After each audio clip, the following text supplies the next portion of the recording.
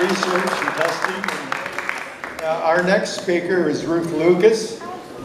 She was one of the original family wineries in the Finger Lakes. The joys and the excitement of, I'll let you talk now. Ruth? Thank you. Okay, I got a nice talk in my computer, and I was going to print it out this morning, but my printer quit. So I have, I'm sorry, so I have notes. We moved to Ithaca in 1975, my husband and my 3 children, myself, in the hope of finding a small farm. My husband was a farm cadet in his teenage years, and that was the dream he had, to move from the Bronx to a farm. I didn't know that. But finally we decided to do it after we were married, and moved to Ithaca, and we found a beautiful farm in Interlaken, a 68-acre farm. It had 40 tillable acres. The farm originally went from 96, where the Glidden farm was, all the way down to the lake. And the view out our dining room window was beautiful. I think that's what sold me. So anyway, we went to see our cooperative extension agent, Bill Brown, and we said, what can we do if we buy this farm? And he said, oh, you got a real problem. I said, problem? What are you talking about? He said, you don't have enough property to viably plant corn or wheat. You need all kinds of equipment. But he said the grape growers are making $1 million with a few acres of grapes. So we decided to check it out. And we talked to, he suggested we talk to Taylor Wine Company. They put us on a planting program. They said, if you plant 40 acres in 5 or 6 years, we'll put it under contract and buy you grapes. Our first year we planted 4.5 acres. We never worked with grapevines before. We had a lot of help. A lot of growers came and showed us different things to do. Our neighbor Bob Doan taught me how to drive tractor. Harold Miles was another friend that always came by when you needed him to fix equipment or help. And it was really great. It was a great group of people. So our first year, we had just a few tons of grapes, and the Powell family offered to take the grapes to Taylor Wine Company. And we followed in our vehicle, and our grapes that we had worked 4 years to grow wound up in with a bunch of other red grapes. So we were a little disheartened, and when we came home, we said, wouldn't it be nice if we could make our own wine? And that happened when the Farm Winery Act was passed. We decided, well, we'll give it a try, make some wine, and if it doesn't work out, we'll just have a big party. So we worked with Dave Bagley, who was the original owner of Poplar Ridge Vineyards, and he helped us our first year. And then Jim Gifford, who was the main winemaker of Gold Seal, helped us our second year. And the family worked very hard. We had our first tasting room was in our kitchen, if you can believe this. Our counter, we had a display of the prices of our wines, the names of our wines, and we put some state signs on Route 96. And if someone pulled in our driveway, one of the kids would run out and say, hi, welcome to the winery. Let me show you our tanks. And would you like to come in our house to taste our wine? Can you believe that? I don't know how many visitors we had that year, but. And then we went to see an advertising agency in Ithaca, and his name was Howard Goldwyn. He was recommended to us, and we said, we want to get people stopping. How do we do this? He said, well, you got to advertise. He said, how much do you want to spend? I said, well, we have about $500. Another big joke. So he was there again. There was another guy that was very helpful to us. He put together our first brochure. He said, get this out and about.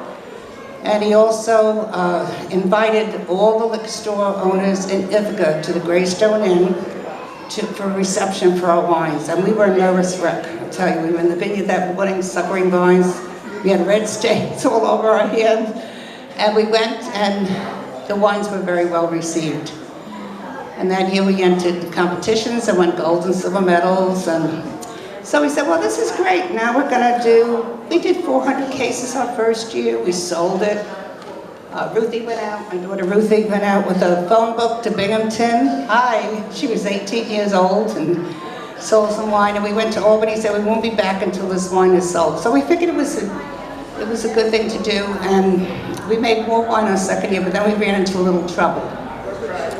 Couldn't sell the wine, had a mortgage payment, etc. So one of the wineries in Ithaca put a sign up, Save a Winery, and they put a big display of our wine up, and we sold so much wine. So what I'm trying to say is that we got a lot of, we didn't know a lot about grape growing or winemaking, but we got a lot of good help from a lot of good people. So let's see.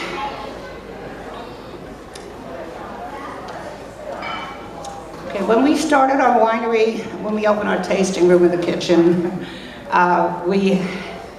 there was the closest winery to us was Webb, and then Glenora and Heron Hill, and then you'd have to go to Hammondsport to the bigger wineries. So people would see the sign and they'd say, "Wow," they'd come down just out of curiosity, and I'd say, "What brings you to the area?" "Oh, we're here to see the lakes, the gorges, the scenery," and they were happy to see that there was other things to do. So, needless to say, that didn't keep us afloat, but we formed the Cayuga Wine Trail in 1983. Lucas Winery was one of the 4 original wineries to get together and say, how can we get people to our business? And that worked. Mary Plain, who owned Plain's Cayuga Vineyard, she was wonderful. She kept us in line, she kept us focused. So, Cayuga White, Pam mentioned the development. Cayuga White is one of our main grapes, and it was first bred in 1945 and released commercially in 1972. And it was bred from Seyval and Schuyler grapes. And that grape is so versatile. We've got to thank Cornell for that. It's just, you can make champagne, you can use it for blending. We use it in a lot of our wines. Oh, let's see now. And the agricultural, like we called it, Geneva Experimental Station. We would go up there with our samples of wine and ask Pam's predecessor, Ben Gavitt, so please could you try this? What do you think? You know, there again, a lot of help. So, where am I at now? Things have really changed in the wine business. I was trying to get a count of the number of wineries we have now. I think it's 144 in the Finger Lakes. And some of those wineries own brewery license, distillery, and cidery license, so they really couldn't come up with a count of, you know, like Wagner Winery has a brewery license also, so what do you count them as, a winery or brewery? But anyway, the times have changed. The wineries, I don't want to be negative or in a little bit of a pickle. There's too many of us. We don't get the people that we really need to get to sell wine.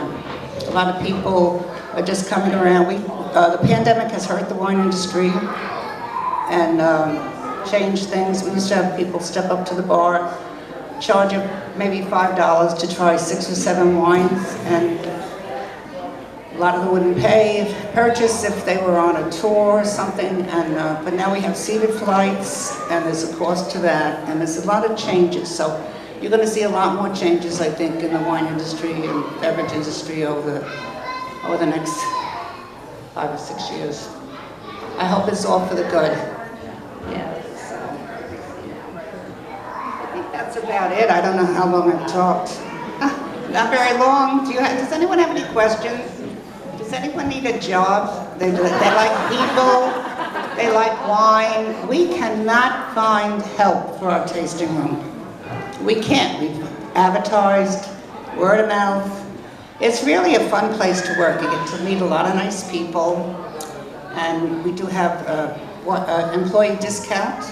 I know this isn't part of what I'm supposed to be saying back there, but if you know anyone that likes people, likes wine, and is responsible, send them down to Lucas to fill out an application, okay?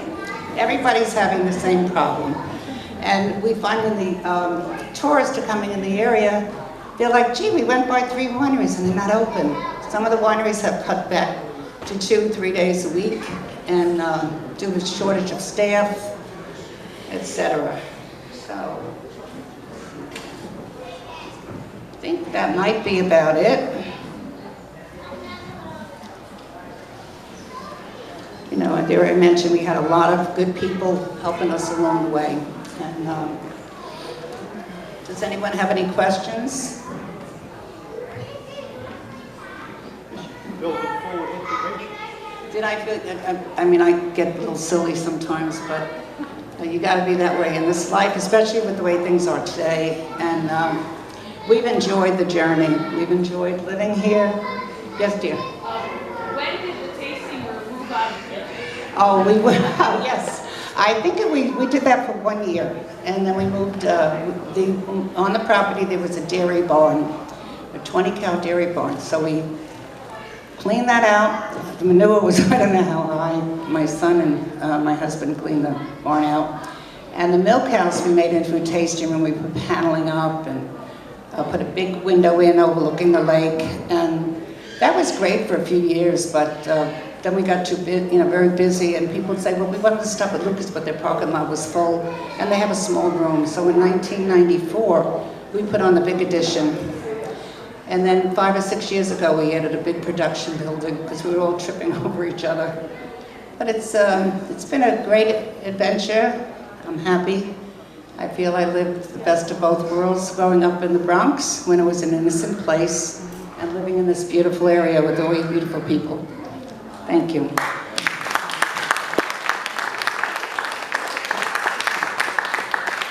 Thank you, Ruth. It's good to get the scientific and the background and to hear the